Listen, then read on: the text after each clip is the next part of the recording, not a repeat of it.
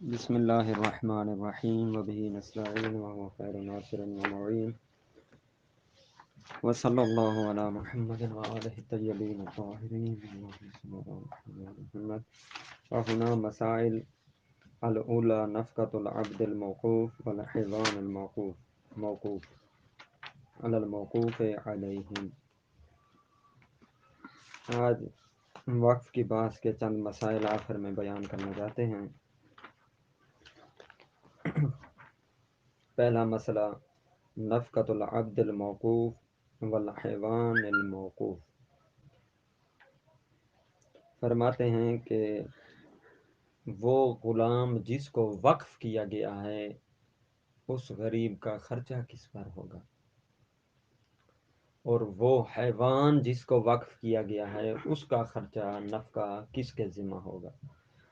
تو کیا فرمایا، علی الموقوف علیہم، جن کے لیے غلام کو وقف کیا گیا ہے اس غلام کا خرچہ بھی انہی کے ذمہ، جن کے لیے حیوان کو وقف کیا گیا ہے اس حیوان کا خرچہ انہی کے ذمہ ہوگا. ان کانو معینین، یہ اس وقت ہے اگر یہ اشخاص جن کے لیے وقف کیا گیا ہے انسان کو، عبد کو یا حیوان کو، اگر یہ معین ہوں تو پھر تو اسی طرح ہوگا. اگر یہ معین ہوں گے موقوف علیہم تو پھر انہی معینوں پر، معین اشخاص پر کیا ہوگا، خرچہ واجب ہوگا ان کا.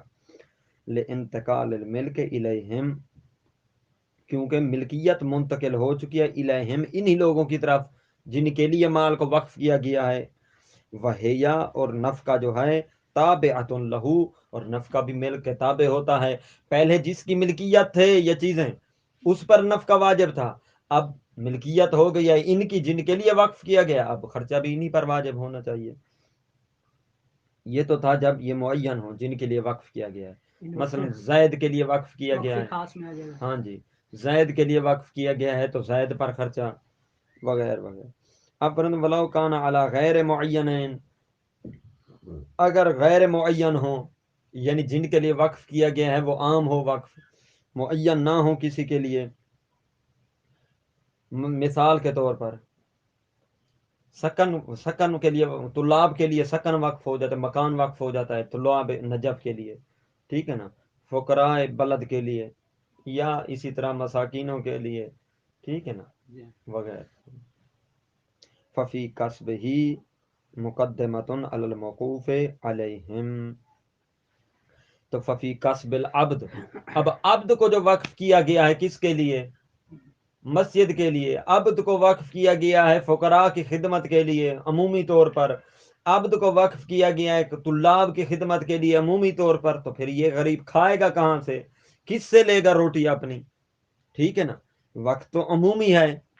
تو فرمایا ففی کسب ہی، عبد کمائے گا، مقدمتن پہلے، علی الموقوف علیہ، جس کے لیے وقف کیا گیا ہے اس کی خدمت سے پہلے اپنا کمایا کرے گا. فَإِنْ كَثُرَ الْكَسْبُ، اگر کسب کیا ہو، کم ہو جائے، اس کی کمائی کم ہو جائے اس کے خرچے سے، ففی بیت المال، تو پھر کیا کیا جائے گا، اس کا خرچہ پورا کہاں سے کیا جائے گا، بیت المال سے. ان کانا موجودان، اگر بیت المال کیا ہو، موجود ہو. وَإِلَّا، اگر بیت المال بھی موجود نہیں ہے یا یہ کما نہیں سکتا یا کم کما رہا ہے، تو واجب کفایتاً علی المکلفین، تو تمام مکلفین پر، تمام لوگوں پر کیا ہوگا، اس کا خرچہ کیا ہو جائے گا، واجب کفائی کے طور پر ہو جائے گا. کا غیر ہی من المحتاجین، جس طرح کے غیر ہی سے مراد غیر العبد، عبد کے علاوہ باقی جو محتاجین ہیں، الہ النفقہ، نفقہ کی طرف جو احتیاج رکھتے ہیں، ان تمام کا خرچہ کس پر واجب ہوتا ہے، تمام صاحب ثروت لوگوں پر جو دے سکتے ہیں ان پر واجب ہے ان کو دینا، لیکن علی نحو وجوب الکفائی، یعنی جو بھی دے دے گا تو باقیوں سے وجوب ساقط. اگر کسی نے بھی نہ کھلائی اس کو کھانا، خرچہ نہ دیا، تو سارے کے سارے کیا ہوں گے، جواب دہ ہوں گے. ولو مات العبد، اگر وہی غلام مر جاتا ہے جو عام کے لیے وقف ہوا تھا، فمعونت و تجہیز ہی، تو اب سوال یہ ہے کہ اس کا غسل و کفن کا معونہ کون دے گا؟ فرماتے کا نفقت ہی، اس کے غسل و کفن کا معونہ بھی کیا ہے؟ اس کے نفقہ والا حکم رکھتا ہے۔ نفقہ یعنی یا تو بیت المال سے دیا جائے گا اس کا معونہ، ٹھیک ہے نا، کس کا؟ تجہیز کا۔ اگر بیت المال میں نہیں ہے تو تمام مکلفین پر واجب ہے اس کی تجہیز کرنا۔ اگر کوئی کر دیتا ہے تو باقیوں سے وجوب ساقط، کوئی بھی نہیں کرتا تو سارے جواب دے، ٹھیک ہے نا جی۔ ولو کان الموقوف کا، یہ تو بات چل رہی تھی جب موقوف کیا ہو؟ بندہ ہو، عبد ہو، انسان ہو، یا حیوان ہو، ذی روح چیز ہو، ٹھیک ہے نا جی۔ اچھا، تو فرماتے ہیں ولو کان الموقوف اقارن، اگر وقف کی گئی شے کیا ہو؟ اقار ہو، زمین ہو، گھر ہو، ٹھیک ہے نا، بے جان بے روح چیز سکن وقف کی گئی ہے، تو فنفقتہ ہے سو شرط الواقف، اب اس سکن کا خرچہ کون دے گا؟ ٹھیک ہے نا جی، ٹوٹی پھوٹی آگے پیچھے سکن کا خرچہ، تو فرماتے ہیں اس حیثیت سے کہ جو واقف نے، وقف کرنے والے نے شرط لگائی ہوگی، ٹھیک ہے نا جی۔ فَإِنْ انتفى شرط، اگر شرط منتفی ہو جاتی ہے، ففی غلط ہی، تو اس کے اقار کے، وہ جو سکن ہے یا وغیرہ وغیرہ کوئی ایجار آ رہا ہے یا زمین ہے تو اس سے کوئی آمدنی آ رہی ہے، تو اس کے غلہ سے کیا کیا جائے گا؟ پورا کیا جائے گا۔ فَإِنْ کَثُرَتْ، اگر اس کے غلہ والا خرچہ کیا آمدنی کم ہو جائے تو لم یجب الاکمال، اس کو پورا کرنا کسی لوگوں پر واجب نہیں ہے۔ ولو عدمت لم تجب امارتہ، اگر یہی سکن جو عام وقف ہوئی تھی، خرچ کرنے والا بھی کوئی نہیں تھا جس کا، معدوم ہو جاتی ہے تو لم تجب امارتہ، اس کو دوبارہ بنانا کسی پر واجب نہیں ہے۔ کوئی بنا دیتا ہے تو کار خیر ہے، واجب نہیں ہے کسی پر بنانا۔ بخلاف الحیوان، لیکن حیوان اس کے کیا ہے؟ خلاف حکم رکھتا ہے، اس کے عکس رکھتا ہے کہ لوجوب صیانت روح ہی، اگر حیوان بیمار ہو گیا ہے، حیوان بھوکا مر رہا ہے، تو پھر وہاں پر خرچ کرنا کیا ہے؟ واجب ہے۔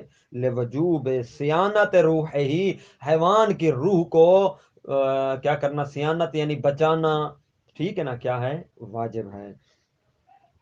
ولو عمی العبد، اگر عبد اندھا ہو گیا، او جوزما یا مجزوم ہو گیا ہے، او اقعدہ یا بیٹھ گیا، یعنی اب چل نہیں سکتا، اس کی ٹانگیں ختم ہو گئی ہیں، ان آتا کا، تو وہ آزاد ہو جائے گا، یا ان اوتے کا یعنی آزاد کر دیا جائے گا، ٹھیک ہے نا جی۔ کما لو لم یکن موقوفن، جس طرح کہ وہ پہلے وقف تھا ہی نہیں۔ باطل الوقف، اگر وہ وقف کی صورت میں ہے تو پھر وہ کیا ہو جائے گا؟ اس کا وقف کیا ہو جائے گا؟ جیسے اندھا ہوگا، جیسے مجزوم ہوگا، جیسے کیا ہوگا؟ قائد ہوگا، تو اس کی کیا ہوگی؟ وقف باطل ہو جائے گا بالعتق کے ساتھ، جیسے آزاد ہوگا وقف بھی اس کے ساتھ باطل۔ وساقطت النفقہ، اور اس کا نفقہ بھی مالک سے کیا ہو جائے گا؟ ساقط ہو جائے گا۔ من حیث الملک، کس حیثیت سے مالک سے نفقہ ساقط ہو گیا؟ ملک کی حیثیت سے، کیونکہ مملوک کا خرچہ مالک پر واجب تھا، توجہ، مملوک کا خرچہ مالک پر ضروری تھا، اب بحیث المالک خرچہ نہیں دے گا اس وقت کے جب یہ آزاد ہو چکا ہے غلام، لیکن کس حیثیت سے کر لے؟ انہا کانت تابعۃ لہو، کیونکہ یہ نفقہ جو تھا یہ تابع تھا لہو، ملک کے لیے۔ فَإِذَا زَالَ الْمِلْكُ زَالَتِ النَّفْقَةُ، جب ملک ختم ہو گئی تو نفقہ بھی ختم۔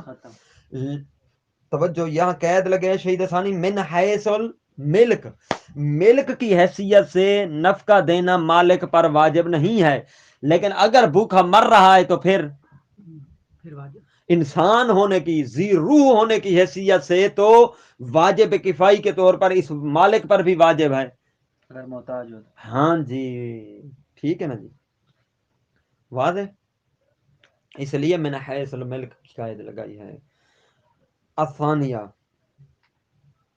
دوسرا مسئلہ، لو وقف فی سبیل اللہ، اگر واقف کسی چیز کو وقف کرتا ہے اللہ کی سبیل اللہ میں، انصرف الی کل قربت، تو اس کو تصرف کیا جا سکتا ہے، یہ اس کا انصراف ہوگا ہر قربت کام کی طرف، ہر وہ کام جو قربت اللہ کیا جا سکے، کیوں؟ لأن المراد من السبیل الطریق الی اللہ، کیونکہ سبیل سے مراد یہاں طریق الی اللہ ہے۔ طریق سے مراد کیا ہے؟ راستہ ہے کوئی اللہ کی طرف جاتا؟ نہیں، یعنی الی طریق الی ثواب اللہ و رضوان ہی، اللہ سے ثواب حاصل کرنے کا، اجر لینے کا راستہ ہے اور اللہ کی رضایت کا راستہ ہے۔ فیدخل فیہ کل ما یوجب ثواب من نفع المحاویج، فرماتے ہیں پس داخل ہے فیہ، اس میں سبیل اللہ کے حکم میں، ہر وہ چیز جو ثواب کا موجب بنتی ہو، من نفع المحاجین، محاویج محتاجوں کے نفع کے ذریعے سے، کسی بھی ذریعے سے محتاجوں کو نفع پہنچا سکتے ہیں آپ۔ محاویج سے مراد محتاجین، محتاجوں کو نفع پہنچا سکتے ہیں، جس سے ثواب حاصل ہوگا تو وہ سبیل اللہ میں کیا ہے؟ داخل ہے۔ وعمارۃ المساجد بھی سبیل اللہ ہے۔ واصلاح الطرقات، راستوں کی اصلاح کرنا، ٹوٹے پڑے ہیں، اصلاح سے مراد ٹوٹے پڑے ہیں تو ان کے کیا کر دینا؟ ترمیم کر دینا۔ وتکفین الموتى، مردوں کی کفن پہنا دینا کسی مردے کو، یہ بھی کیا ہے؟ سبیل اللہ ہے۔ وکیل، لیکن کیل والا قول ہے یہ پہلے قول کے مقابلے میں۔ پہلا قول کیا تھا؟ سبیل اللہ سے مراد کیا ہے؟ نہ، سبیل اللہ سے مراد کیا ہے؟ اللہ کی طریق، ہاں، ہر وہ کام جو قربت کی طرف منصرف ہو، ہر وہ کام کل قربہ یعنی۔ لیکن دوسرا قول ہے یختص بالجہاد، یہ قول قبلہ منسوب ہے ابن حمزہ کی طرف۔ جناب ابن حمزہ اپنی کتاب وسیلہ میں لکھتے ہیں کہ سبیل اللہ والا مال جو ہے وقف کیا گیا ہے، یہ کس پر خرچ کیا جائے گا؟ جہاد پر، بس ٹھیک ہے نا۔ وکیل، تیسرا قول یہ ہے جس کے قائل شیخ ہیں، یہ فرماتے ہیں بے اضافت الحج والعمرہ الیہ الی الجہاد، جہاد پر بھی خرچ ہوگا اور حج اور عمرہ پر بھی خرچ کیا جا سکتا ہے سبیل اللہ والا مال۔ شہید ثانی فرماتے ہیں والاول اشہر، پہلا قول جو ہے وہ زیادہ مشہور ہے، پہلے قول سے مراد کل قربت والا۔ وقضا لو وقف فی سبیل الخیر، اسی طرح ہر قربت مراد ہوگی، قضا سے مراد ہر قربت مراد ہوگی جب واقف وقف کرتا کسی چیز کو فی سبیل الخیر، خیر کے راستے پہ، میں سبیل الخیر پہ وقف کرتا ہوں، وفی سبیل الثواب خرچ کرتا ہوں، تو ہر قربت لاشتراک ثلاثہ فی ھذا المعنی، کیونکہ یہ تینوں سے مراد سبیل اللہ، سبیل الخیر، سبیل الثواب، یہ اس معنی میں کیا ہیں؟ مشترک ہے۔ کس معنی میں؟ رضوان اللہ، تینوں سے حاصل کیا کرنی ہے؟ اللہ کی رضایت حاصل کرنی ہے۔ وکیل، عقیل والا قول ہے، اس کے قائل بھی شیخ ہیں، فرماتے سبیل الثواب الفقراء والمساکین، اس سے مراد کیا ہے؟ سبیل الثواب الفقراء والمساکین، یعنی وقف کرے کس کے لیے؟ فقراء کے ثواب کے راستے اور مساکین کے ثواب کے راستے کے لیے۔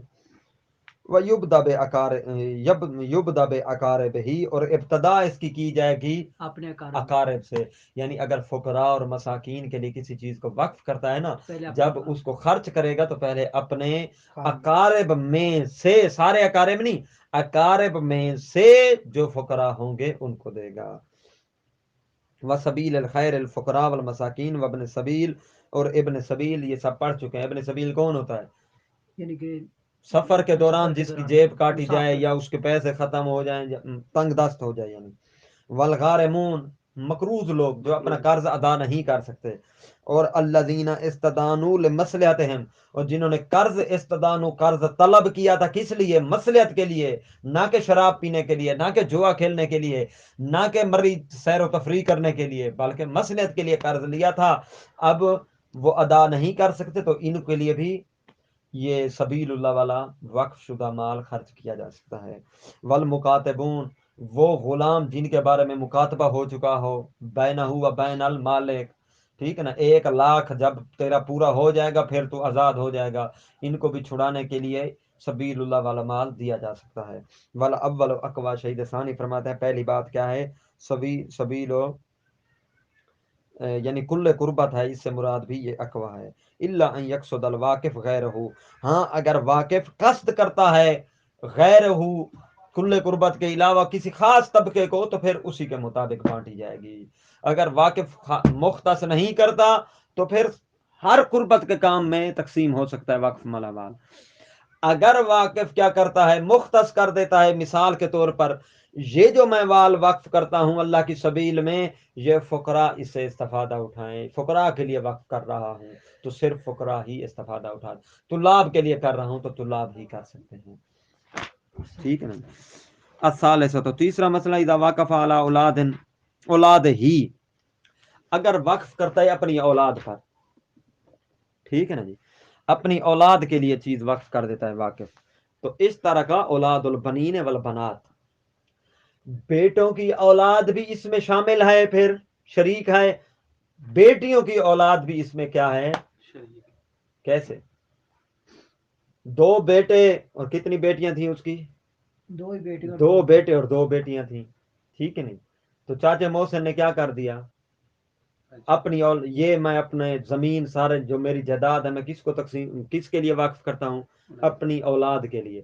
اب اللہ ان کی زندگی دراز فرمائے، کسی کی زندگی کا آخری دن آ جاتا ہے تو پھر اس کے بعد چاہے بیٹی کی چاہے بیٹے کی، تو اس کے بعد کیا ہوگا، اس کی اولاد بھی، جانے والے کی اولاد بھی کیا ہوگی، شریک ہوگی۔ یہ پہلا قول ہے، اس کے مقابل میں آگے آئے گا قول، ٹھیک ہے نا جی۔ لاستعمال الاولاد فیما یشمل اولادہم شائعا، کیونکہ اولاد کا استعمال اس میں بھی ہوتا ہے جو اولاد کی اولاد کو شامل ہو، یعنی اولاد میں اولاد کی اولاد بھی شامل ہوتی ہے، اولاد کی اولاد کو بھی اولاد کہا جاتا ہے، اولاد کہا جاتا ہے، ٹھیک ہے نا جی۔ اچھا، شائعا یہ عام ہے، یعنی بات لغتاً و شرعاً، کا قول ہی تبارک و تعالی یا بنی آدم، یا بنی آدم، اس میں مخاطب کون ہے؟ سارے آدم کی اولاد، جناب حابیل ہیں فقط؟ نہیں، نہیں، ہم بھی ہیں، تو سارے کے سارے جناب آدم کی بیٹے کہلا رہے ہیں، اولاد کہلا رہے ہیں، حالانکہ پوتے تر پوتے در پوتے ہیں۔ یا بنی اسرائیل وَيُوصِيكُمُ اللَّهُ فِي أَوْلَادِكُمْ، اللہ تمہیں تمہاری اولادوں کے بارے میں کیا کرتا ہے، وصیت کرتا ہے وغیرہ۔ یہ ایک دلیل قرآن سے، یہ دلیل ہو گئی کہ اولادوں کی اولاد بھی کیا ہوتی ہے، اولاد کہلاتی ہے۔ اب دوسری دلیل وَلِلْإِجْمَاعِ، اجماع ہے فقہا کا کس بات پر، اللہ تحریم حلیلت ولد الولد ذکرن و انسا، کہ جو پوتے کی حلیلہ ہونا وہ دادے پر حرام ہوتی ہے، ٹھیک ہے نا جی، چاہے ذکرن ہو چاہے انسن ہو، پھر پوتا دادی پر یا پوتی کا شوہر دادی پر، اس طرح مذکر مؤنث کا حساب خود بنا لے، تو پھر اولاد ہو گئی نا۔ من قولہ تبارک و تعالی وحلائل ابنائکم، وحلائل اب جو بھی ہے، قولہ صلی اللہ علیہ وآلہ وسلم، اسی طرح تیسری دلیل کیا بن جائے گی، رسول کنا صلی اللہ علیہ وآلہ وسلم کا قول ہے لا تظرمو ابنی، کہ میرے بیٹے کو جھنک نہ دو، ٹھیک ہے نا جی۔ بیٹے سے مراد یہاں کون ہے، یعنی الحسن علیہ الصلوۃ والسلام، جناب امام حسن ہے۔ اب نواسے کو رسول کے نات بیٹا بیٹا کہہ رہے ہیں۔ اے لا تقطعوا علیہ بولہ، یعنی اس کے بول کو قطع نہ کرو، لما، یہ کب کہا تھا رسول کائنات نے، لما بالا فی حجرہ، روایت ہے کہ ایک دن رسول کائنات صلی اللہ علیہ وآلہ وسلم بیٹھے تھے، اصحاب کرام بھی موجود تھے، اور امام حسن علیہ السلام رسول کائنات کی گود میں تھے یا پاس تھے، امام حسن علیہ السلام نے بول کیا تو اصحاب جو ہیں وہ جذباتی کچھ بھی ہوتے ہیں لوگ درمیان میں، ٹھیک ہے نا، وہ بات ٹوکنے لگ گئے، یعنی جھنک دینے لگے یا بولنے لگے، تو رسول کائنات صلی اللہ علیہ وآلہ وسلم نے کیا فرمایا، لا تظرمو ابنی، ٹھیک ہے نا۔ لما بالا فی ہجرہ ہی سے مراد جب امام علیہ الصلوۃ والسلام نے بول کیا رسول کائنات صلی اللہ علیہ وسلم کی گود میں۔ والا اصل فی الاستعمال الحقیقہ، اب اگر آپ شک کرتے ہیں کہ یہ مجازن کہا گیا ہے ابنی، تو فرماتے ہیں نہیں، جب شک ہے مجازن ہے یا حقیقتاً ہے تو اصل کیا ہے استعمال میں، استعمال حقیقی ہے، تو یہاں گویا کہ حقیقی بیٹا کہا گیا ہے امام حسن کو علیہ الصلوۃ والسلام کو۔ وہذا الاستعمال کلما دل علی دخول اولاد الاولاد فی الاولاد، ٹھیک ہے نا، یہ استعمال اور اس طرح کے استعمالات کیا کرتے ہیں، دلالت کرتے ہیں کہ اولاد کی اولاد کیا ہوتی ہے، اولاد میں داخل ہوتی ہے، ٹھیک ہے نا. دلہ علی دخول اولاد اناس ایزن، اسی طرح بیٹیوں کی اولاد بھی داخل ہے اولاد میں، صرف بیٹوں کی نہیں بلکہ بیٹیوں کی اولاد بھی اولاد میں داخل ہے. وہذا احد القولین فی المسألۃ، اور یہ اس مسئلہ میں دو قول ہیں، ان دو قولوں میں سے یہ پہلا قول یہی تھا کہ بیٹیاں ہوں یا بیٹے ہوں، دونوں کی اولاد بندے کی اپنی اولاد کہلاتی، یعنی نواسے نواسیاں بھی اولاد ہیں اور پوتے پوتیاں بھی اولاد ہیں. یہ ایک قول. اور انہوں نے دلیلیں کتنی قرآن سے بھی دی، حدیث سے بھی دی اور اجماع بھی دیا. وکیلا کیل والا قول ہے لا يدخل اولاد الاولاد مطلقاً، کہ اولاد تو اولاد کہلاتی ہے، اولاد کی اولاد بندے کی اپنی اولاد نہیں کہلاتی، ٹھیک ہے نا. مطلقاً سے مراد چاہے بیٹوں کی اولاد ہو چاہے بیٹیوں کی اولاد ہو. آسان. فی اسم الاولاد، اس میں اولاد میں یہ داخل نہیں ہے. کیوں؟ لعدم فہم ہی عند الاطلاق، جب مطلقاً کہا جائے نا، لعدم فہم ہی، فہم میں اولاد الاولاد، اولاد اولاد کو سمجھا نہیں جاتا، اولاد نہیں سمجھا جاتا کب؟ عند الاطلاق، جب مطلقاً لفظ اولاد بولیں تو اس سے اپنی اولاد صادق آتی ہے، اولاد کی اولاد صادق نہیں آتی، ٹھیک ہے نا جی.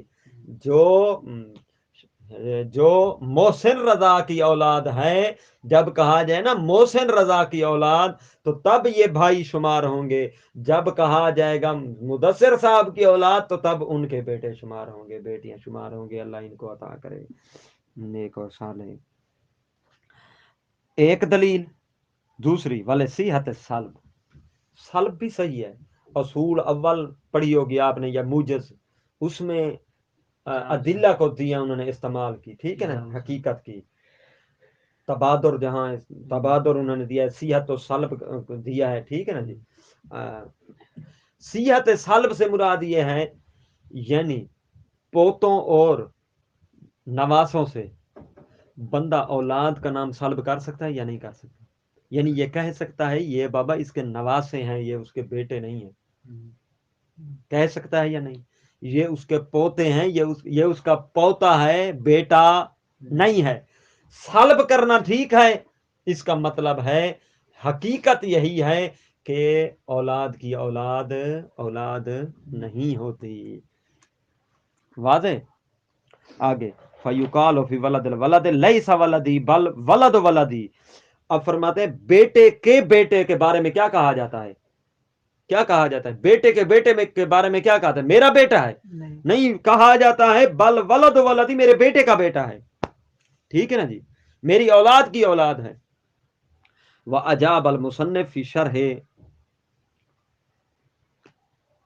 اچھا یہ دو دلیلیں انہوں نے دی ہے، واضح. اب وَأَجَابَ الْمُصَنِّفُ فِي شَرْحِ الْإِرْشَادِ، شرح سے مراد شرح ارشاد. ارشاد کتاب ہے علامہ ہلی علیہ رحمہ کی، ان کی شرح کس نے کی ہے؟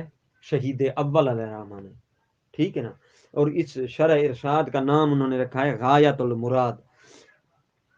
اس کتاب میں مصنف علیہ رحمہ نے جواب دیتے ہوئے کیا کہ انل ادلہ، ایسی ادلہ کی طرف سے جواب دیا ہے الدالہ علی الدخول، جو ادلہ دلالت کرتی ہیں دخول پر. کس چیز کے دخول پر؟ وہ داخل ہے اولاد کی اولاد بھی اولاد میں داخل ہے. بے انہو سمّ من دلیل خارج. اچھا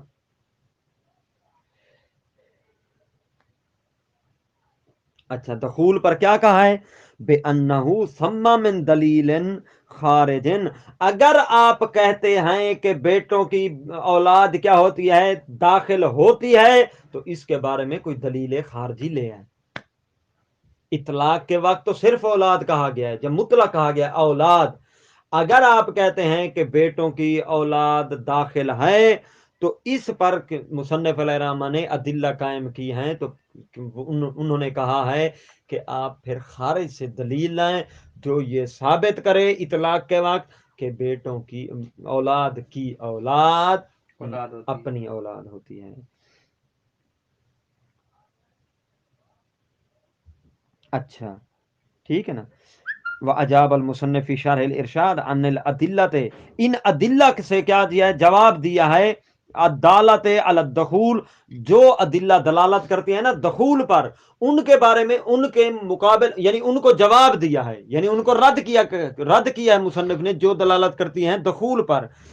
کیسے؟ بے انہو، اس طرح رد کیا کہ بے انہو ثم من دلیل خارج، کہ جب مطلق کہا گیا کہ اولاد، اگر آپ کہتے ہو کہ لفظ اولاد میں اولاد الاولاد بھی شامل ہے داخل ہے، تو اس پر آپ کو خارج سے کوئی دلیل لانی پڑے گی جو دلالت کرے کہ اس کے بولنے میں وہ داخل ہیں۔ وَبِأَنَّ اسم الولد، اور ولد کا نام لو کان شاملا للجمیع، اگر لفظ ولد کہتے ہو کہ تمام اولاد کو شامل ہے تو لازم الاشتراک، تو اس سے اشتراک صاحب لازم آ جائے گا کہ سارے کے سارے ایک اکٹھے ہیں، ایک ہی حکم میں ہیں۔ اچھا، وَإِنْ عُورِضَ بِلُزُومِ الْمَجَازِ، اگر کہیں پر یہ وارد ہوا بھی ہے تو پھر کیا ہے؟ مجاز لازم آتا ہے۔ اگر عارض آ بھی جائے اس طرح کا تو اس سے مجاز یعنی مجازن ہے، وہ حقیقتاً بیٹا نہیں ہوگا۔ فَهُوَ اولا، شہید ثانی فرماتے ہیں کہ یہی دوسرا قول کیا ہے؟ اولا ہے۔ دوسرا قول سے مراد کون سا؟ یعنی اولاد کی اولاد اولاد حقیقتاً نہیں ہے۔ وَهَذَا أَظْهَرٌ، اور اظہر بھی یہی ہے۔ نعم لو دلت کرینہ علی دخولہم، ہاں کوئی ایسا کرینہ خاصا ہے جو دلالت کر رہا ہے کہ لفظ جب بولا جائے نا اولاد اولاد الفلاں، ساتھ کوئی کرینہ ایسا لگایا جاتا ہے کہ جس سے کیا ہوتا ہے؟ واضح ہو جاتا ہے کہ اولاد کی اولاد بھی یا پوتے بھی شامل ہیں، تو پھر فرماتے ہیں کوئی حرج نہیں ہے، پھر وہ داخل ہوں گے، کیونکہ وہ تو کرینے کی وجہ سے داخل ہیں، مطلقاً کہنے سے تو داخل نہیں تھے۔ کقول ہی الاعلی فالاعلی، ٹھیک ہے نا، اس کی اولاد کیا ہے؟ سارے کے سارے نکمے ہیں، اعلی فالاعلی، یعنی یہ بھی اور اسی کے اگلے بھی، یعنی اعلی فالاعلی کا کیا کر دیتا ہے؟ کرینہ لگا دیتا، تو پھر تو سارے شامل ہیں نا، ٹھیک ہے نا۔ یا کہتا ہے میں نے اس کی اولاد کے لیے وقف کیا اعلی فالاعلی، ٹھیک ہے نا، یا نسل در نسل وغیرہ۔ اتجا دخول من دلت علیہ، تو پھر پسندیدہ بات متجہ بات یہی ہے کہ کیا ہوں گے وہ داخل، اولاد کی اولاد بھی اس وقت اولاد میں داخل ہوگی کیونکہ کرینہ دلالت کر رہا ہے۔ ومن خالف فی دخولہم، اور وہ علماء جنہوں نے مخالفت کی ہے اولاد کی اولاد کے اولاد میں داخل ہونے سے، مخالفت کی ہے کب؟ عند الاطلاق، یہ ذہن میں رہنا چاہیے، عند الاطلاق، جب مطلقاً الاولاد کہا جائے۔ مثلا وہ کون ہے؟ الفاضلین، فاضلین کون ہے بلا؟ علامہ حلی اور محقق حلی، علامہ حلی اور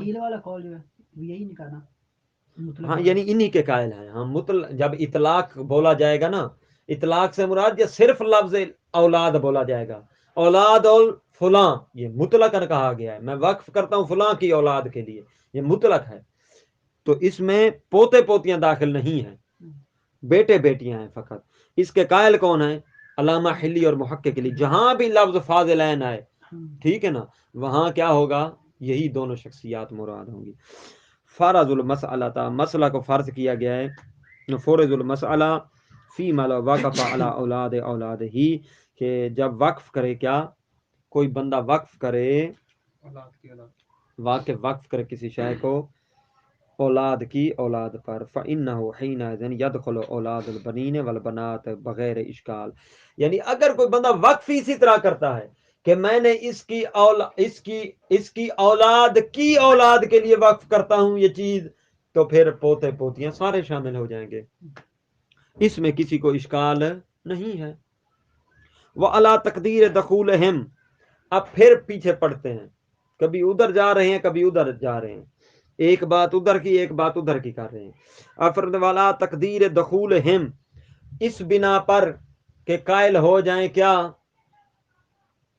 اولاد اولاد اولاد میں کیا ہے داخل ہے، اگر دخول کے قائل ہو جائیں بے وجہین کسی بھی دلیل کے ذریعے سے، تو فاشتراکہم بالسویہ، تو مشترک ہوں گے برابر برابر کے. کیا کہنا چاہتے ہیں دیکھیے گا، ویسے دو قول تھے، وہ دونوں قول ایک مرتبہ ہم نے پڑھ لیے. یوں کہیں پہلا قول ہم نے کیا پڑھا تھا، اولاد کی اولاد اولاد میں کیا ہے شامل ہے، بیٹیوں ہوں یا بیٹوں کی ہو. دوسرا قول پڑھا کہ شامل نہیں ہے. دونوں کی ادلہ ختم ہو گئی. اب کہتے ہیں دیکھیے گا، فرض کرتے ہیں اگر ہم قائل ہو جاتے ہیں کہ اولاد کی اولاد اولاد ہے، پھر چاہے بیٹیوں کی ہوگی چاہے بیٹوں کی ہوگی، ساری اولاد شمار ہوگی. تو اگر کوئی بندہ وقف کرتا ہے اولاد کے لیے، تو پھر پوتے اور پوتیاں، نواسے اور نواسیاں، وہ کہتے ہیں اس وقف شدہ چیز میں برابر برابر کے حصہ دار ہوں گے. واضح یا نہیں واضح؟ لأن ذلك لأن التسویہ مقتضی الاطلاق، کیونکہ اس نے مطلقاً کہا ہے سب کے لیے وقف کر رہا ہوں تو سب کو برابر برابر دینا چاہیے، تقاضا یہی ہے. والاصل عدم التفاضل، اور اصل بھی یہی ہے کہ کسی کو کسی پر یہاں فضیلت حاصل نہیں ہے. واضح یا نہیں ہوا؟ لیکن قرآن میں کیا، یہ پتہ کیوں کہا ہے سویہ، کیونکہ قرآن میں کیا ہے میراث کیسے تقسیم ہوتی ہے، مرد کی ہاں مرد کی ڈبل ہوتی ہے، عورت کے نسبت، ٹھیک ہے نا جی، مرد کا ڈبل حصہ ہوتا ہے. تو اسی طرح ہوتا ہے بیٹیوں کا بیٹوں کی نسبت، پوتیوں کا پوتوں کی نسبت، نواسیوں کا نواسوں کی نسبت. لیکن یہاں وقف کی صورت میں ویسے نہیں ہوگا. وقف کی صورت میں چاہے لڑکیاں ہیں چاہے لڑکے ہیں چاہے مرد ہیں چاہے عورتیں ہیں، سب برابر برابر کے کیا ہیں حقدار ہیں. واضح ہے؟ الا، ہاں فرماتے ہیں ان یفضل بالتصریح، اگر تصریح کر دیتا ہے کسی کو کسی کی فضیلت کی کہ فلاں کو فلاں میں فضیلت حاصل ہے، یعنی اس جو چیز میں وقف کر رہا ہوں نا فلاں کی اولاد کے لیے، ان میں سے مردوں کو کیا ہے فضیلت ہے عورتوں پر، یا پوتوں کو فضیلت ہے پوتوں پوتیوں کو فضیلت ہے نواسے نواسیوں پر، تو پھر اسی کے مطابق عمل ہوگا. ٹھیک ہے نا جی.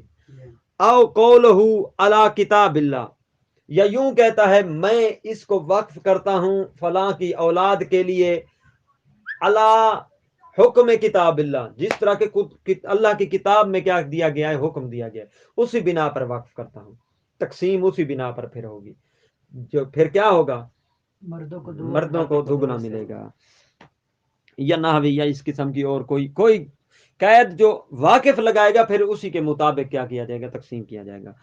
ولو قال الواقف علی من انتسب الی لم يدخل اولاد البنات، اگر واقف کہتا ہے کہ جو بھی میری طرف منسوب، من انتسب الی جو میری طرف نسبت رکھتا ہے، لم يدخل اولاد البنات تو پھر بیٹیوں کی اولاد داخل نہیں ہوگی. یعنی یہ کہتا ہے کہ میں اس کے لیے وقف کر رہا ہوں جو میری طرف نسب کی نسبت رکھتا ہے، جس کا نسب میرے ساتھ ملتا ہے، ان کے لیے وقف کر رہا ہوں. تو نسب ہمیشہ بیٹوں سے ہوتا ہے، بیٹیوں سے نہیں ہوتا. توجہ ہے قبلہ؟ الا اشہر القولین، دو قولوں میں سے اشہر قول یہی ہے کہ کیا ہوگا بیٹیاں داخل اس وقت نہیں ہوں گی. جب یہ بات کہے کہ ان کے لیے وقف کرتا ہوں جن کا نسب میری طرف منسوب ہے. عملاً بدلالت اللغت والعرف والاستعمال، عمل کرتے ہوئے لغت کی دلالت بھی اسی پر ہے، عرف بھی اسی پر دلالت کرتا ہے، اور استعمال میں بھی یہی ہے۔ الحمد للہ رب العالمین۔ کالا